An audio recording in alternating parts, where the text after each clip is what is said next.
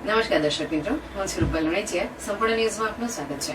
ઉત્તર ગુજરાતમાં ચોમાસું બરાબરનું જામ્યું છે ત્યારે ડીસા સહિત ગ્રામ્ય વિસ્તારોમાં દિવસભર વરસાદની હેલી થતા સાંજે 4 વાગ્યા સુધીમાં 1 ઇંચ ઉપરાંતનો વરસાદ પડ્યો હતો.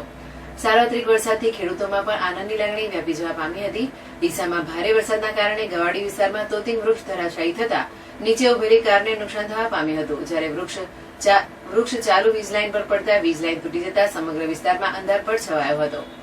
રાજ્યભરમાં મેઘમહેર થઈ છે ત્યારે ઉત્તર ગુજરાતમાં પણ પ્રથમ રાઉન્ડ દરમિયાન જ વાવણી લાયક વરસાદ વરસ્યો છે. ડીસા સહિત ગ્રામ્ય વિસ્તારોમાં મંગળવારે સવારથી જ ઝરમર શરૂ થયેલો વરસાદ દિવસ દરમિયાન અનેક વખત ઝાપટા સ્વરૂપે વરસ્યો હતો.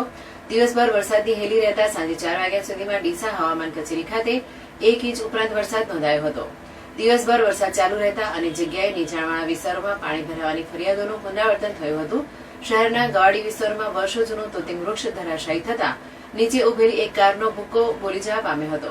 જ્યારે વૃક્ષ પડવાના કારણે વીજ વાયરો તૂટી જતા 3 વીજ પોલને પણ નુકસાન થયું હતું અને સમગ્ર વિસ્તારમાં અંધારપટ છવાઈ જવા પામ્યો હતો. આ ઉપરાંત ડીસાના મુખ્ય બસ સ્ટેશન જવાના રસ્તાના પ્રવેશદ્વાર પર વરસાદી પાણી ભરાયા હતા, જેથી બસોની અવરજવરમાં પણ મુશ્કેલી સર્જાઈ હતી. જ્યારે પાટણ હાઈવે રોડ પર પણ પાણી ભરાયા હતા.